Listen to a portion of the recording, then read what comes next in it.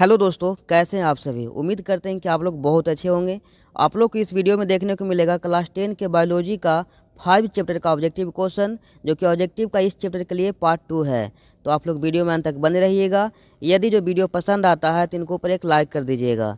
देखते हैं पहले क्वेश्चन को। देखिएगा, आप लोग को प्रयास करना है प्रत्येक क्वेश्चन का आंसर कॉमेंट में देने के लिए। देखिएगा, पहला क्वेश्चन है कि ओजोन परत का ह्रास मुख्यतः किसके द्वारा होता है। प्रदूषण, प्रकनाशी, CFC, मीथेन। इनका सही आंसर हो जाएगा ऑप्शन सी, CFC। CFC का पूरा नाम है क्लोरोफ्लोरोकार्बन। क्या क्लोरोफ्लोरोकार्बन क्या है इनका पूरा नाम है ना। ये है जो मानव निर्मित यौगिक है ना। इनका जो सूत्र होता है CCl2F2 होता है। इनको ध्यान रखेंगे। इनका मतलब है ना CFC को ही प्रियॉन है ना, CFC को ही प्रियॉन गैस भी कहा जाता है। तो आप सारे पॉइंटों को ध्यान रखने का प्रयास कीजिएगा। चलिए देखते हैं अगले क्वेश्चन को। देखिएगा, अगला क्वेश्चन है सेकंड नंबर कि निम्नलिखित में किसके कारण वर्षा होती है ना। ये कौन सा ऑप्शन है जिसके कारण क्या होता है, वर्षा होता है, वही आपको बताना है। इनका सही आंसर हो जाएगा ऑप्शन है CO2। CO2 यानी कार्बन डाइऑक्साइड के कारण क्या होता है, वर्षा होता है, अम्लीय वर्षा होता है ना। इनको आप ध्यान रखिएगा। जो कि कार्बन डाइऑक्साइड वायुमंडल में 0.03% पाया जाता है। इनको ध्यान रखने का प्रयास करेंगे। जो कि कार्बन डाइऑक्साइड को ग्रीन हाउस गैस भी कहा जाता है। जो कि ग्रीन हाउस गैस के अंदर जैसे में कार्बन डाइऑक्साइड हो गया, मीथेन हो गया, नाइट्रस ऑक्साइड हो गया, जलवाष्प हो गया, CFC, ओजोन, ये सब क्या है, एक ग्रीन हाउस गैस है। तो ये सब सारे पॉइंटों को आपको ध्यान रखना है। चलिए देखते हैं अगले क्वेश्चन को। 3 नंबर देखिएगा, 3 नंबर क्वेश्चन है कि एक वन है ना, एक वन पारिस्थितिक तंत्र में कितने पोषी स्तर होते हैं। इनका सही आंसर हो जाएगा 4। क्या हो जाएगा है ना, ऑप्शन डी क्या है इस क्वेश्चन का सही आंसर है। जो पोषी स्तर होता है कितना होता है, 4 होता है। ठीक है, जो कि आप पहला बोल सकते हैं उत्पादक, दूसरा होता है जो प्राथमिक उपभोक्ता जिसके अंतर्गत है ना शाकाहारी आते हैं, तीसरा होता है द्वितीयक उपभोक्ता जिसके अंतर्गत मांसाहारी आता है, और चौथा होता है जो तृतीयक उपभोक्ता होता है जिसके अंतर्गत सर्वाहारी आता है। तो ये सब ध्यान रखने का प्रयास कीजिएगा। देखते हैं अगले क्वेश्चन को। देखिएगा, 4 नंबर क्वेश्चन पूछा गया है कि निम्न में से कौन है ना, निम्न में से कौन आहार श्रृंखला का निर्माण करता है। आहार श्रृंखला का निर्माण करता है। इनका सही आंसर हो जाएगा ऑप्शन बी, घास है ना। ऑप्शन बी क्या है ना, घास है जो बकरी खाती है और बकरी को मानव खाता है। मानव का तो दानव है ना। यानी कि ऑप्शन बी क्या है इस क्वेश्चन का सही आंसर है। हम लोग वास्तविक में क्या है, मानव है ही नहीं है। नहीं तो चलिए जो भी है सही है। क्या हो जाएगा, इनका सही आंसर हो जाएगा ऑप्शन बी क्या है इस क्वेश्चन का सही आंसर है। देखते हैं अगले क्वेश्चन को। देखिएगा 5 नंबर, 5 नंबर क्वेश्चन है पारिस्थितिक तंत्र में है ना, पारिस्थितिक तंत्र में ऊर्जा का स्रोत है वायु, सूर्य का प्रकाश, वर्षा जल, मिट्टी। इनका सही आंसर हो जाएगा ऑप्शन बी, सूर्य प्रकाश। देखते हैं अगले क्वेश्चन को। देखिएगा 6 नंबर, 6 नंबर क्वेश्चन है पारिस्थितिक तंत्र में है ना, पारिस्थितिक तंत्र में ऊर्जा का प्रवाह होता है, ये होता है जो एक दिशीय होता है। ऑप्शन ए क्या हो जाएगा इस क्वेश्चन का सही आंसर हो जाएगा।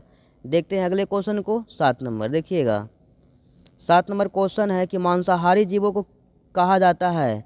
आपको बताना है कि मांसाहारी जीवों को क्या कहा जाता है ना। जो मांसाहारी जीवक होता है ना, जीव होता है वो द्वितीयक उपभोक्ता और तृतीयक उपभोक्ता, ये तीनों हो मतलब ये दोनों होता है। यानी कि इनका सही आंसर हो जाएगा ऑप्शन सी, दोनों। देखते हैं अगले क्वेश्चन को।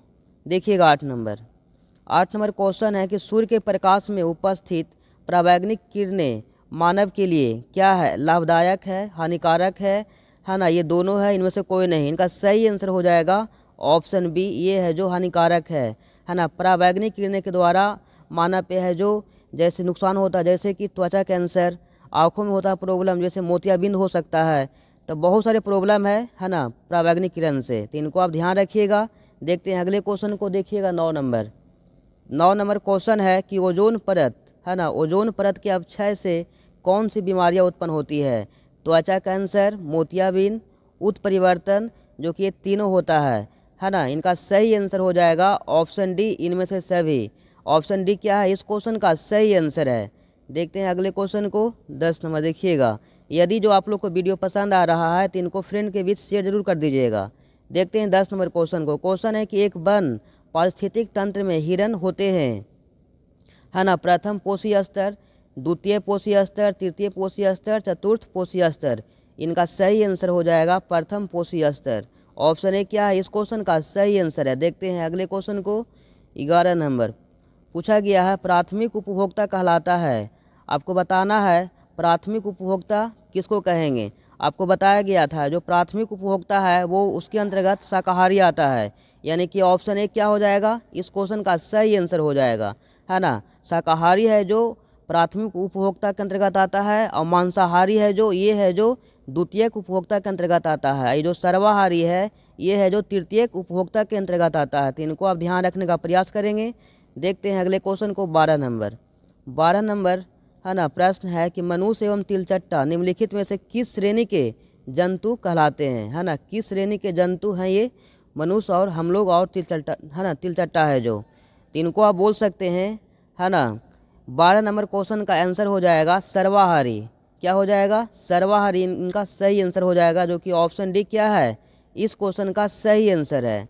देखिएगा 13 नंबर क्वेश्चन को देखते हैं, है ना। 13 नंबर क्वेश्चन है कि सूक्ष्म उपभोक्ता, है ना, सूक्ष्म उपभोक्ता का उदाहरण होता है ना। सूक्ष्म उपभोक्ता का उदाहरण कौन सा है, कवक, जीवाणु, दोनों, शैवाल। ये तो है नहीं फिलहाल, है ना।